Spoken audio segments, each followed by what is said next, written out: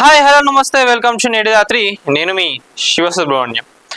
గత కొన్ని రోజుల నుంచి కూడా సోషల్ మీడియా మొత్తంలో ఏడ చూసుకున్నా కూడా కర్ణాటకకు సంబంధించి ధర్మస్థల టెంపుల్ గురించి చాలా మంది కూడా మాట్లాడడం జరుగుతుంది. మరి ఇది ఏ నేషనల్ మీడియాలో ఎక్కడ చూసుకున్నా కూడా మనకు కనిపించడం లేదు. ఎవరు మాట్లాడుతున్నారు దీని గురించి అంటే యూట్యూబర్స్. వాస్తవంగా కొంత మనం చెప్పుకోవాలి అంటే యూట్యూబర్స్ వల్లనే మన సొసైటీలో జరుగుతున్న స్కామ్స్ కానివ్వండి అవన్నీ బయటికి వస్తున్నాయి. ఒకప్పుడు ఎక్కడైనా ఏదైనా ఇన్సిడెంట్ జరిగితే అది మనకు త్రూ నేషనల్ మీడియా కానివ్వండి శాటిలైట్ ఛానల్స్లో తెలిసేది. ఇప్పుడు ఈ యూట్యూబ్ ఛానల్స్ వచ్చిన దగ్గర నుంచి కూడా ఆల్మోస్ట్ ఎక్కడ జరిగిన స్కామ్స్ కూడా అవన్నీ యూట్యూబర్లే ఈరోజు ప్రజల ముందుకు తీసుకొస్తున్నారు.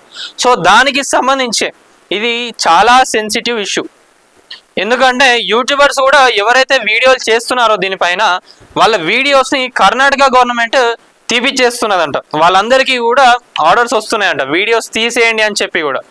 మరి అసలు ఏం జరిగింది నిజంగా ఈరోజు మనం చూసుకున్నట్లయితే గూగుల్లో ధర్మస్థల అని జస్ట్ టైప్ చేస్తేనే న్యూస్ మనం ఏది చూసుకున్నా కూడా 10 minutes ఎగో 5 minutes ఎగో 1 hour ఎగో అని చెప్పి న్యూస్లు వస్తానే ఉన్నాయి. అది ఎప్పుడు యూట్యూబర్స్ అందరూ మాట్లాడడం జరిగినాక అప్పుడు అందరూ దీని గురించి మాట్లాడుతున్నారు.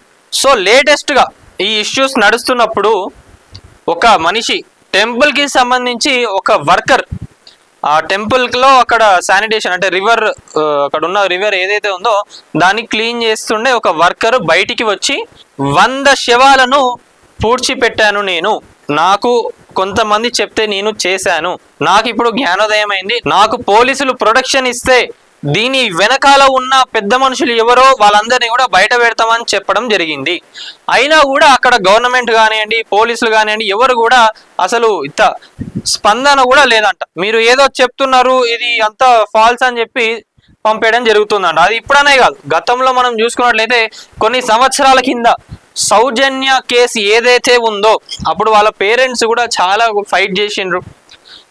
మీరు నార్మల్గా చూడండి యూట్యూబర్స్ మన విఆర్ రాజా గారు కూడా క్లియర్గా ఎక్స్ప్లెయిన్ చేసిండ్రు అసలు కేసు ఏంటిది. అట్లనే ఇవాళ ధర్మస్థల్లో ఆ పర్సన్ ఎవరైతే బయటికి వచ్చిండ్రో ఆ పర్సన్ గురించి కూడా మాట్లాడడం జరిగింది. ఎందుకంటే దానిలో చాలా సెన్సిటివ్ ఇష్యూస్ ఉన్నాయి. ఎంత ఘోరంగా క్రైమ్ జరిగిందనేది ఆ రోజు అసలు నిజంగా తలుచుకుంటే నిజంగా ఇంత నీచమైన వాళ్ళు ఇప్పటికి కూడా ఉన్నారా అని చెప్పి అనిపిస్తుంది. సో అప్పుడు వాళ్ళు పోలీసుల దగ్గరికి వెళ్ళినా కూడా ఎవరిని అడిగినా కూడా దీంట్లో అందరూ పెద్ద పెద్ద వాళ్ళు ఇన్వాల్వ్ ఉన్నారు.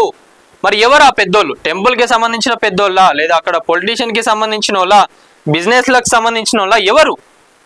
100 మందిని పూడ్చిపెట్టిందంటే ఎంత ఘోరం అండి. ఈరోజు బయటికి వచ్చింది ప్రతి ఒక్కరు మాట్లాడుతున్నారు. ఆ పర్సన్ కూడా ఎవరైతే ఉన్నారో బయటికి వచ్చి ఈరోజు నేను ఎవిడెన్స్ ఇస్తా అన్నా కూడా ఇంకా ఎక్కడ కూడా అంత చేస్తలేరు. నేషనల్ మీడియాలో కానీ ఎక్కడ కూడా అంత ఎవరు మాట్లాడలేకపోతున్నారు. ఎందుకు మరి? ఎవరు ఇంత ఘోరంగా నడిపించేది ఎవరు?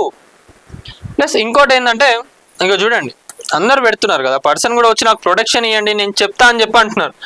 2 పెద్ద మనుషులు ఉన్నారు, వాళ్ళు ఉంటే నన్ను చంపేస్తారు అని చెప్పి కూడా చెప్పడం జరుగుతున్నది.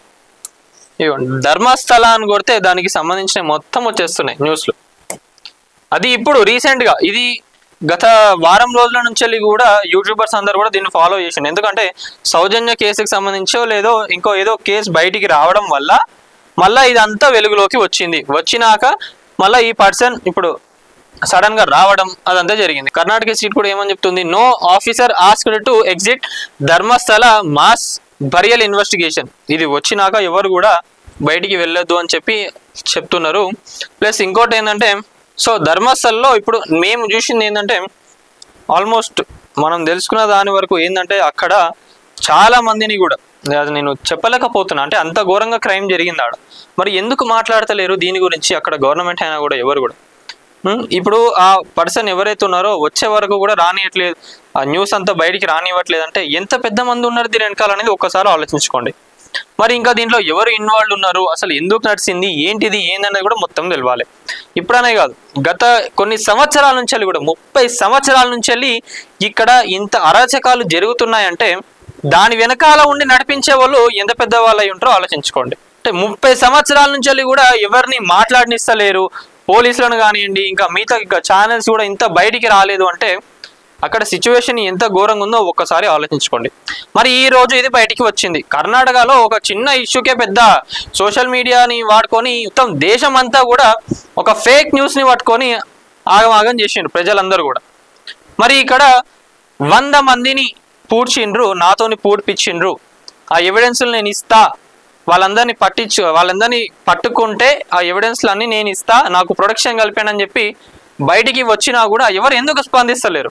కర్ణాటకలో అప్పుడు ఏదో జొమాటోకి సంబంధించి ఒక డెలివరీ పర్సన్ నన్ను కొట్టిండు, హరాస్ చేసిండు అని చెప్పి దాన్ని ఏదో పెద్ద ఇష్యూ చేసిండు. కానీ లాస్ట్కి ఏమైంది, అక్కడ అమ్మాయిదే తప్పు ఉందని చెప్పి దాని కేసు క్లోజ్ చేసేటం. మరి ఇంత పెద్ద కేసుని ఎందుకు పట్టించుకుంటలేరు అసలు? సో ఇది ధర్మస్థల గురించి ఇంకా వివరాలు రావాలి. అసలు అక్కడ ఏం జరుగుతుంది? ఇన్ని మర్డర్స్ చేసిండ్రు, 100కు పైగా మందిని అక్కడ చంపిండ్రు.